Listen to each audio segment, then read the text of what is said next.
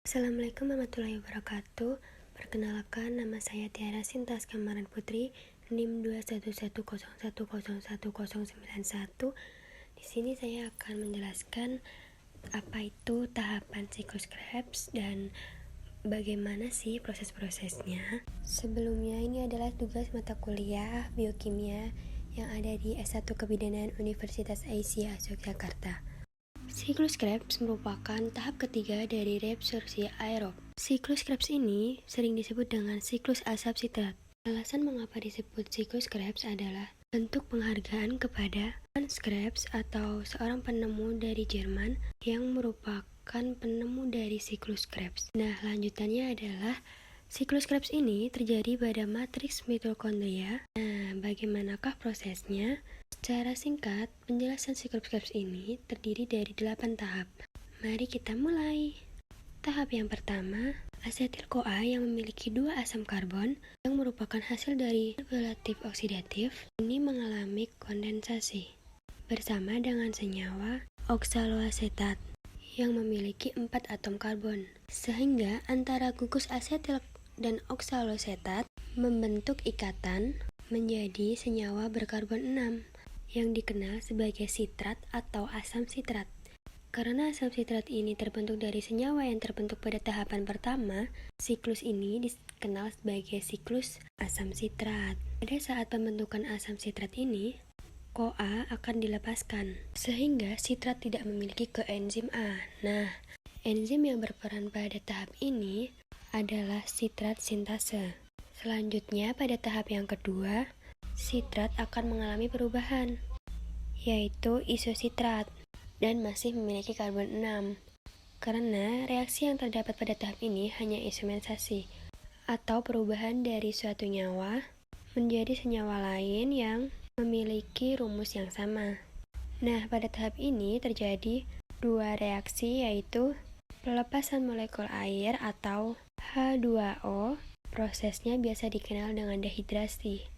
Namun kemudian pada tahap ini juga terjadi proses penambahan molekul air, yang prosesnya biasa dikenal sebagai hidrasi. Proses perubahan sitrat menjadi asam sitrat ini dikatalis oleh akonitase.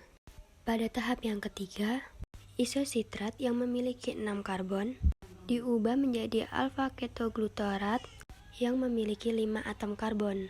Sehingga pada tahap ini terjadi pelepasan ikatan, yang berarti ada elektron yang dilepaskan pula. Elektron yang dilepaskan ini akan diterima oleh NAD+, sehingga membentuk NADH. Pada tahap ini pula terjadi pengurangan karbon yang berjumlah 1 karbon. 1 karbon ini akan membentuk CO2. Enzim yang berperan adalah isositrat dehidrogenase.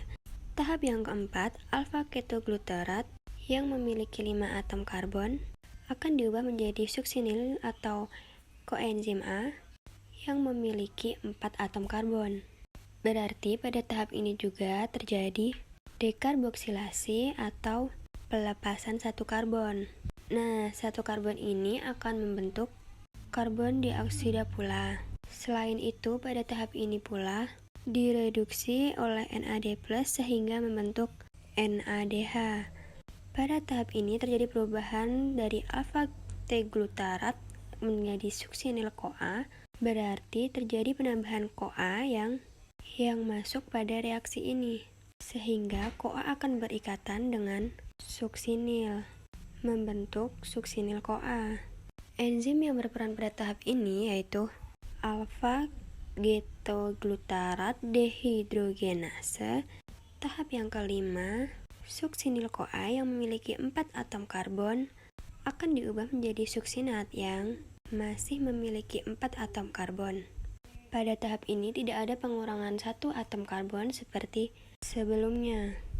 Tapi pada tahap ini terjadi beberapa reaksi, yaitu fosfat inorganik atau PI akan berperan pada tahap pemutus koenzim A yang terdapat pada suksinil, sehingga pada tahap ini koenzim A akan dilepaskan dan fosfat inorganik akan berikatan dengan P atau membentuk GTP.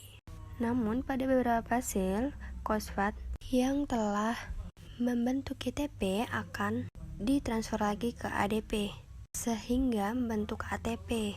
Baik GTP maupun ATP, keduanya sama-sama memiliki energi yang setara.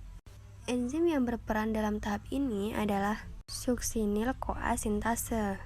Tahap yang keenam yaitu suksinat yang memiliki 4 karbon akan diubah menjadi fumarat yang memiliki 4 karbon. Nah, pada tahap ini terjadi perubahan fumarat menjadi malat. Enzim yang berperan pada tahap ini adalah fumarase. Pada tahap ini terjadi penambahan air atau H2O yang prosesnya dikenal sebagai hidrasi. Selanjutnya, tahap yang ke-8. Malat akan dirubah kembali menjadi oksalosetat. Pada tahap ini juga terjadi pembentukan NADH yang berasal dari NAD+.